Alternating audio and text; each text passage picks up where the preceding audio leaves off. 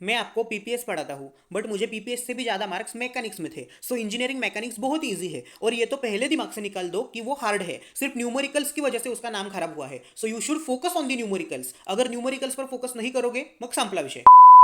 Hello dear surprises, here as per your demand today we will seeing strategy for engineering mechanics or important questions or important topics you can say. So without wasting your time, let's get started. Hi, hello everyone, I am Suyesh, no time pass, no anymore, only code.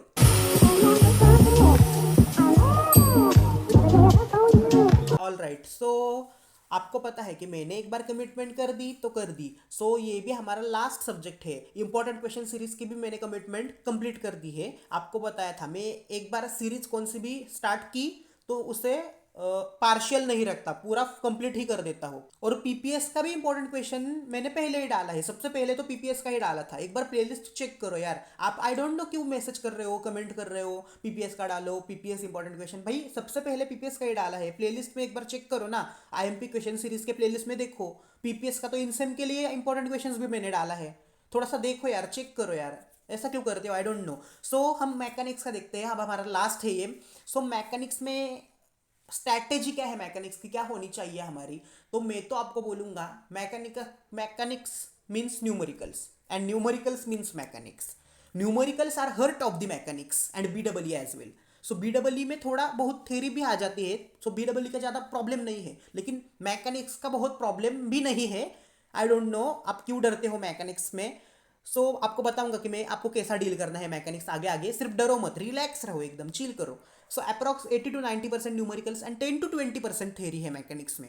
मैं तो बोलूँगा 100% numericals होते हैं। मैंने आपको थोड़ा सा अच्छा लगना चाहिए वीडियो देखते हुए, थोड़ा सा चिल होना चाहिए, आप रिलैक्स होना चाहिए, इसलिए मैंने 10 to 20% थेरी लिखी है। लेकिन बहुत सारे एग्जाम में प्रीवियस ईयर क्वेश्चन पेपर में 100% न्यूमेरिकल्स है, थेरी का एक भी क्वेश्चन नहीं है। लेकिन हम हमारे पेपर में थेरी आई थी, एक एक क्वेश्चन थेरी का आया था, इसलिए मैंने लिखा है 10 to 20% थेरी। लेकिन इसको इग्नोर ही करो, 100% न्यूमेरिकल्स आते हैं।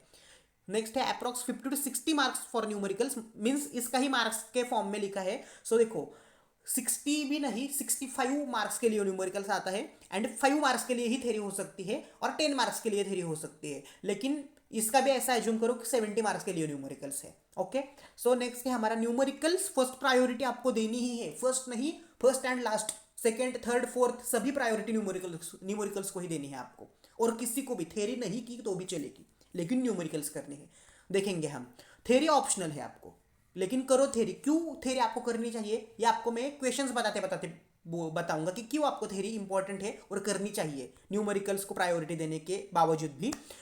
रिलैक्स करो एकदम, डरो मत। आप डर चुके होंगे कि सभी क्वेश्चन पूरा न्यूमेरिकल्स पे आ जाएगा तो हम कैसे डील करेंगे। भाई न्यूमेरिकल्स बहुत ईजी आते हैं मैकेनिक्स के, यस हार्ड आते हैं, मीडियम भी आते हैं, लेकिन ठीक है ना। आप एक बार न्यूमेरिकल्स कैसे सॉल्व करना है, उसकी स्टेप्स, उसका मतलब थोड़े सॉल्व एग्जांपल भी आपने देखे ना यार, आप सीरियसली कहता हूँ आप मैक्सिमम मार्क्स स्कोर करोगे। सिर्फ मैं जितना बता रहा हूँ ना उतना करो यार, सिर्फ सभी न्यूमेरिकल्स करने की भी जरूरत नहीं। ओके, अब हम देखते हैं इक्विलिब्रियम। इक्विलिब्रियम में क्या है, फर्स्ट आपको पता है इक्विलिब्रियम भाई बहुत ईजी यूनिट है। इक्विलिब्रियम एनालिसिस ऑफ ट्रस, आपको तो ऑप्शन में छोड़ने ही नहीं है, right. And kinematics and kinetics, ये तो इन दोनों से भी इजी है, राइट। कुछ हार्ड ही नहीं है मैकेनिक्स में यार। मैं आपको मोटिवेट करने के लिए नहीं कह रहा है यार, एक दिन पहले आप वीडियो देख रहे हो इसलिए नहीं, लेकिन आपको पता है कि जो है वही है, आपको बताता हूँ, राइट। इक्विलिब्रियम में हम देखते हैं। First explain simple roller hinge and fix support with number of reaction developed at each support with sketch, theory question है। नेक्स्ट है explain how uniformly distributed load UDL and UVL means varying load is converted into a point load with sketch. ये दो theory questions पूछे गए थे previous year questions में। आप ये क्वेश्चन कर सकते हो, और मैंने आपको बताया थ्योरी आपको ऑप्शनल रखनी है, अगर होगा टाइम मिलेगा आप तो करो, लेकिन अब थ्योरी क्यों करनी चाहिए मैं आपको बताऊंगा। अब देखो, जो न्यूमेरिकल रिलेटेड सब्जेक्ट होता है जो, वो उसमें कोई भी इंपॉर्टेंट क्वेश्चन नहीं होता। मैंने आपको इंजीनियरिंग मैथमेटिक्स के सब्जेक्ट में ही बताया है, उस वीडियो में ही बताया है। जो जिस क्वेश्चन पेपर में न्यूमेरिकल्स आते हैं वो कोई भी क्वेश्चन इंपॉर्टेंट नहीं होता। अगर आपको ऐसा कोई इंपॉर्टेंट क्वेश्चंस दे रहा है तो आपको वो फंसा रहा है, right. Ignore that type of videos, right, stay away from such videos. Lami's theorem, अब यहाँ मैंने कंसेप्ट दी है, राइट। सो इसका मतलब इस इनके ऊपर न्यूमेरिकल्स आने वाले हैं, राइट। सो इंजीनियरिंग मैथमेटिक्स में मैंने कैसे दिए थे, 3 कंसेप्ट ऊपर दिए थे और 3 नीचे दिए थे, आपको पता है ना। और आता है आपको एक यूनिट में और आता है 3 क्वेश्चंस को 3 क्वेश्चंस और होता है, या 2 क्वेश्चंस को 2 क्वेश्चंस और होता है। लेकिन यहाँ मैंने और वगैरह ऐसा कुछ नहीं लिखा है, देखो ऐसा मैंने कुछ नहीं लिखा है, यहाँ डायरेक्ट कॉन्सेप्ट्स दिए हैं, क्योंकि मैकेनिक्स में ऐसा कोई पैटर्न फिक्स नहीं है कि इन 3 क्वेश्चंस के ऊपर ही आपको इन 3 क्वेश्चंस पूछे जाएंगे। सो सभी कंसेप्ट्स के ऊपर न्यूमेरिकल्स आपको करना मस्ट ही है मैकेनिक्स में, राइट। डरो मत, बहुत ईजी है, एक बार आप देख लो, राइट। और ऐसा तो नहीं है ना कि आपने ये मतलब फर्स्ट दिन से कुछ किया ही नहीं है, एक भी लेक्चर अटेंड नहीं किया, एक भी ऑनलाइन लेक्चर नहीं देखा, ऐसा तो कुछ नहीं होगा। आज ही डायरेक्ट ये इंपॉर्टेंट क्वेश्चंस देख रहे हो, ऐसा तो नहीं होगा, मुझे पता है। आई होप ऐसा नहीं ही होना चाहिए। थोड़ा बहुत तो आपको आता ही होगा मैकेनिक्स, बहुत इजी है मैकेनिक्स, बताऊंगा आगे आगे, अभी बता रहा हूँ। सो लैमिस थ्योरम के ऊपर आपको न्यूमेरिकल्स पूछा जाएगा, 100% पूछा जाएगा, बहुत इजी है लैमिस थ्योरम, आपको पता है ना।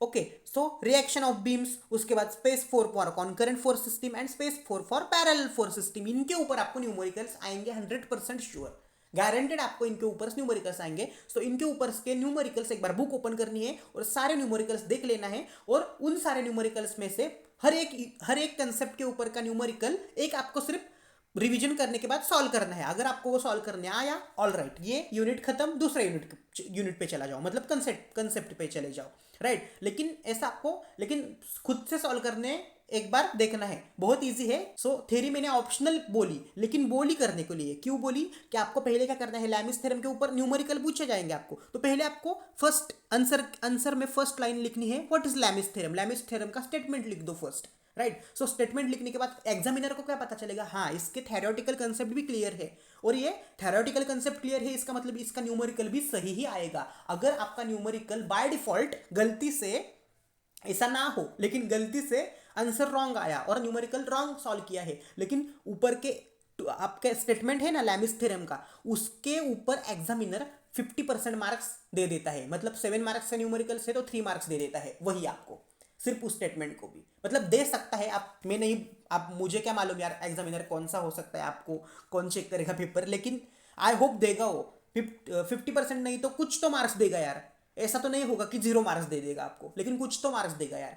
एंड थेंबे थेंबे तळे साचे, आपल्याला माहिती आहे, राइट। सो उसके बाद reaction of beams, space force for concurrent force system and parallel force system, आपको सभी को पता है, सिर्फ स्टेटमेंट लिख दो जिस कंसेप्ट पर न्यूमेरिकल्स आया है, वो कंसेप्ट सिंपली 2-3 लाइन में एक बार एक्सप्लेन करो। अगर लैमिस थ्योरम है तो उस थ्योरम का स्टेटमेंट लिख दो सिर्फ 1-2 लाइन में, और उसके बाद एकदम step by step numerical solve करो, डायरेक्ट भी आंसर्स नहीं लिखना है। ऑलराइट, सो हम नेक्स्ट देखते हैं। सो नेक्स्ट है हमारा एनालिसिस ऑफ ट्रस। अब एनालिसिस ऑफ ट्रस में भी 2 थ्योरेटिकल क्वेश्चन से आपको करना है तो करो, लेकिन मैं आपको बता रहा हूँ कि करो, आप क्यों करो, मैंने प्रीवियस अभी ही बताया है कि क्यों करो, राइट। आपको थोड़े थोड़े मार्क्स चाहिए तो करना ही पड़ेगा, राइट। न्यूमेरिकल्स की कोई गारंटी नहीं रहती कि वो करेक्ट ही आएगा, all right. So define zero force members in truss and what are the conditions to identify them with sketch, okay, and explain 2j-3 is less than m, 2j-3 is equal to m, 2j-3 is greater than m with sketch। सो ये 2j-3 equal to m, less than m, greater than m, ये आपको पता होगा अगर आपने थोड़ा बहुत तो किया होगा तो। सो इक्वल टू m जो होता है वो परफेक्ट के लिए होता है, और लेस देन और ग्रेटर देन इम्परफेक्ट के लिए होता है, और उसमें भी डिफिशियंट एंड रिडंडेंट ऐसा कुछ तो टाइप्स है, अब मुझे याद नहीं आ रहा अच्छे से, लेकिन था मुझे भी ऐसा मतलब याद है मुझे ऐसा कुछ तो था, लेकिन इम्परफेक्ट के लिए लेस देन और ग्रेटर देन ऐसा कुछ तो होता है, मुझे इस पे श्योर हूं मैं। और इक्वल टू के लिए परफेक्ट होता है, आपको पता है कंडीशन है परफेक्ट एंड इम्परफेक्ट के, ओके। सो उसके बाद है ट्रस। सो ट्रस के ऊपर न्यूमेरिकल्स आएगा ही भाई, यूनिट का नाम ही एनालिसिस ऑफ ट्रस है। ट्रस के ऊपर न्यूमेरिकल आएगा मीन्स आपको पता है ना, मेंबर्स, जॉइंट्स, राइट, आपको ही पता है मुझसे भी ज्यादा, राइट।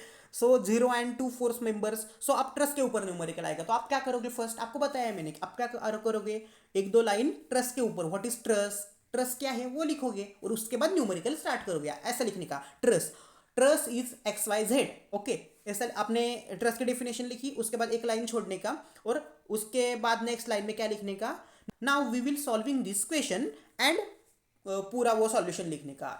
आप पर इंप्रेस हो जाएगा एग्जामिनर, राइट, फुल मार्क्स दे देगा आपको, फुल, ऑल राइट। सो उसके बाद 0 and 2 फोर्स मेंबर्स, ओके, इसके ऊपर न्यूमेरिकल्स, केबल एंड फ्रेम के ऊपर भी 100% न्यूमेरिकल्स पूछे जाएंगे, ये भी आपको करने हैं, ओके, ऑल राइट। सो इसकी भी थ्योरी कर लो, सिर्फ डेफिनेशन कर लो। थ्योरी मतलब पूरा आपको क्वेश्चन नहीं करना है बाकी के थ्योरेटिकल सब्जेक्ट जैसे, सिर्फ डेफिनेशन करो सबके। डेफिनेशन एक बार आप करोगे और वो एक दो लाइन में लिखोगे और उसके बाद सॉल्यूशन लिखोगे, आपके बल्ले बल्ले, राइट। सो नेक्स्ट है हमारा kinematics of particles and kinetics of particles. भाई इतने इजी लेसन है ना यार, ये आपको ट्वेल्थ में भी हुए हैं, 10th में भी हुए हैं, और मतलब CT JEE बहुत सारे एग्जाम्स में हुए हैं। So, आपको एक बार देखो यार बुक, आपको पता चलेगा। आई डोंट नो, और मैं तो आपको सजेस्ट करूंगा कि पहले 3rd and 4th यूनिट से पहले आप काइनेमेटिक्स एंड काइनेटिक्स करो, राइट। काइनेमेटिक्स एंड काइनेटिक्स, फिर उसके बाद 3rd and 4th यूनिट करो, right. So kinematics and kinetics करोगे ना, आपका कॉन्फिडेंस बूस्ट हो जाएगा। लेकिन पहले से ही 10th 12th में ही जिन लोगों को ये नहीं आता, तो वो ट्रस्ट एंड इक्विलिब्रियम कर लो, all right. So and resolution, forces resolve करने आता है ना आपको, आता होगा, राइट। हॉरिजॉन्टल कंपोनेंट को हम क्या करते हैं पता है ना, वर्टिकल कंपोनेंट कैसे करते हैं पता है ना, राइट। फोर्सेस रिजोल्व करना आना चाहिए, ये तो बेसिक कंसेप्ट है मैकेनिक्स में, राइट। और ये इक्विलिब्रियम एंड ट्रस्ट में तो बहुत यूजफुल रहेगा आपको फोर्सेस रिजोल्व करना, राइट। नहीं आता तो वो देख लो एक बार, बहुत ईजी है, ज़्यादा कुछ नहीं है इसमें। सो ठीक है, काइनेमेटिक्स ऑफ पार्टिकल्स देखते हैं first. So equation of motions पे आपको मतलब आ सकता है, मतलब इतना इजी आएगा आई डोंट नो, लेकिन आ सकता है, मैंने दिया है तो कर लो ना, all right. Equation of motions कौन से है 10th में यार, आई थिंक ये 9th का कंसेप्ट है, इतना इजी है kinematics and kinetics. So equation of motions कौन से है, S is equal to u t plus half a t square, V is equal to u plus a t, and V square equal to u square plus 2as, ऐसा कुछ तो equations है, आपको पता है। सो वो इक्वेशंस उसके ऊपर मतलब आपको क्या बोलेंगे वो कि S is equal to u t plus half a t square, मतलब कौन सा भी एक इक्वेशन देगा तो आपको क्या बोलेंगे वो कि वेलोसिटी निकालो एंड एक्सेलरेशन निकालो। तो आपको पता है वेलोसिटी मीन्स क्या होता है, displacement with respect to time, right. ऐसा ही होता है ना। सो आप क्या करोगे, डेरिवेशन फाइंड करोगे जो डिस्प्लेसमेंट का दिया हुआ होगा, सो ds बाई डी टी। सो आप क्या करोगे, उस इक्वेशन को विद रिस्पेक्ट टू t से डिराइव करोगे, मतलब डिफरेंशिएट करोगे। सो ऐसा दिया होगा आपको S is equal to t square plus t, तो आप क्या करोगे विद रिस्पेक्ट टू t से 2t प्लस 1, आपको पता है ना डिफरेंशिएट करना आता होगा आपको, डेरिवेटिव 12th का फर्स्ट यूनिट है वो, राइट। सो ऐसा करना है, राइट। सो उसके बाद एक्सेलरेशन कैसे निकालोगे, एक्सेलरेशन मीन्स क्या होता है, velocity with respect to time. Means अब वेलोसिटी में आपको जो इक्वेशन मिला है डिस्प्लेसमेंट से, सो उसको अगेन डबल डिफरेंशिएट करो, राइट। सो अब आपको क्या मिलेगा, एक्सेलरेशन का इक्वेशन मिलेगा। अब नाउ टी की वैल्यू कुछ तो दी होती है उन लोगों ने क्वेश्चन में। So T is equal to 1 second, ऐसा कुछ तो दिया होगा, ब्रैकेट में देते हैं और क्वेश्चन में ही देते हैं। सो वो 1 होगा या 2 सेकेंड्स होगा, वो सिर्फ टी में पुट करो और आंसर फाइंड करो। आपको मिला, एस का आंसर भी मिला, वी का आंसर भी मिला, एंड एक्सेलरेशन का आंसर भी मिला। इतना इजी रहता है, right. So equation of motion एक बार यार बुक खोलो और देखो, मुझे इतना एक्सप्लेन करने की जरूरत ही नहीं है। आई थिंक मैंने एक्सप्लेन किया होगा, आपको समझ आया होगा, तो आपको बुक खोलने की भी जरूरत नहीं है इस क्वेश्चन के लिए, ओके। बाकी के लिए खोलना है uniform and variable acceleration, uniform and variable acceleration. उसके बाद है प्रोजेक्टाइल मोशन के ऊपर न्यूमेरिकल्स करने हैं। उसके बाद मोशन अंडर ग्रेविटी वाला भी क्वेश्चन यार करना है, इसके ऊपर भी बहुत साल क्वेश्चन आया है। मतलब ये सभी कंसेप्ट बता रहा हूँ ना, इन सभी के कंसेप्ट के ऊपर करने हैं ना। ऐसा नहीं है कि यही करूंगा मैं और यही करूंगा, ये मैं ऑप्शन में छोड़ूंगा, ऐसा नहीं करना है। नहीं तो मैकेनिक्स में इजी बोल रहा हूँ ना, इधर मग लागतील बैक, राइट। सो सभी कंसेप्ट के ऊपर न्यूमेरिकल्स करने हैं, राइट। एटलीस्ट ये तो ऑल आपके जितना सिलेबस है सभी सिलेबस के न्यूमेरिकल्स करोगे, वेल एंड गुड, लेकिन इतना तो कर सकते हो पासिंग के लिए, राइट। और मैक्सिमम मार्क्स कैसे बताऊंगा यार, मैकेनिक्स में कैसा रहता है, इजी रहता है, लेकिन गारंटी नहीं ना यार कि आपका वो न्यूमेरिकल करेक्ट ही आए, राइट। सो थोड़ा प्रैक्टिस करो न्यूमेरिकल्स की, एक पूरी रात निकालो यार, रात निकालो। आपका पता है कि मैकेनिक्स लास्ट पेपर है, आपको भी पता है, और उसके बाद आपको हॉलीडेज ही है, सेमेस्टर एंड होने वाला है। सो मैकेनिक्स के लिए पूरी रात निकालो, और मतलब 4 बजे तक तो करो यार, फिर 2 घंटे सो जाओ 6 बजे तक, और फिर से एक बार उठो। और वैसे भी आपका पेपर दोपहर को है, राइट। सो अगले दिन भी थोड़ा बहुत करो। सो ऐसा करोगे तो मैकेनिक्स एकदम क्लियर करोगे। और मैकेनिक्स में बहुत लोगों के बैक लगते हैं, राइट। अभी बताता हूँ को, राइट। सो थोड़ा जितना मैं कह रहा हूँ ना यार, उतना करो यार, all right. So normal and tangential components के ऊपर भी न्यूमेरिकल्स आ सकता है, मतलब आएगा ही, करना ही है। So kinetics of particles Newton second law of motion and application means आया नहीं है आई थिंक, मैंने देखा नहीं है प्रीवियस ईयर क्वेश्चंस में, लेकिन इस साल आ सकता है। ऐसा कुछ नहीं है ना कि मैं PYQ ही दे रहा हूँ, मैं प्रिडिक्ट करके दे रहा हूँ, एनालिसिस करके दे रहा हूँ कि जो प्रीवियस ईयर कभी पूछा नहीं गया है लेकिन इस साल वो आ सकता है, राइट।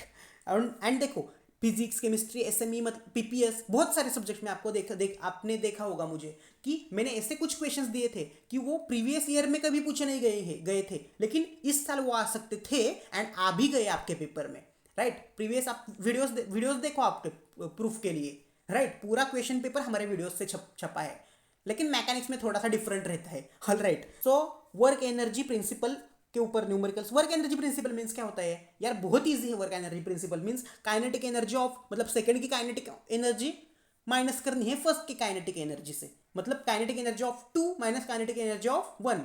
सो ऐसा होता है वर्क एंड एनर्जी प्रिंसिपल, बहुत इजी है। डी एलेम्बर्ट्स प्रिंसिपल के ऊपर न्यूमेरिकल्स करना है। उसके बाद कोएफिशिएंट ऑफ रेस्टिट्यूशन पता है ना आपको, is equal to root H2 upon H1, ऐसा कुछ तो होगा, मुझे भी याद नहीं आ रहा फॉर्मूला, लेकिन होगा ऐसा कुछ तो। Next law of conservation of momentum के ऊपर न्यूमेरिकल्स करना है। सो खत्म, इतना ही करो। इन पूरे कंसेप्ट के ऊपर जितने मैंने कंसेप्ट बताए हैं सभी कंसेप्ट के ऊपर न्यूमेरिकल्स करो और उनकी सिर्फ डेफिनेशन करो। अगर आया थेरी तो लिख के आपको कुछ तो मिलेगा, राइट। और न्यूमेरिकल्स आएगा मैक्सिमम, तो न्यूमेरिकल्स आए के बाद उस जो जिस कंसेप्ट पे न्यूमेरिकल आए हैं वो उस कंसेप्ट की डेफिनेशन लिखो और नीचे सॉल्यूशन लिखो, राइट। जैसा मैंने बताया ना फुल वीडियो में, स्किप नहीं किया होगा आपको तो पता चलेगा कि कैसा क्वेश्चन कैसा सॉल्व करना है आपको। तो लाइकवाइज वो सॉल्व करो। होल सिलेबस के ऊपर न्यूमेरिकल्स किए तो बहुत ही बेस्ट होगा, लेकिन एटलीस्ट इन कंसेप्ट्स के ऊपर तो न्यूमेरिकल्स करो ही, आप क्लियर हो जाओगे। All right, so thank you so much, keep coding.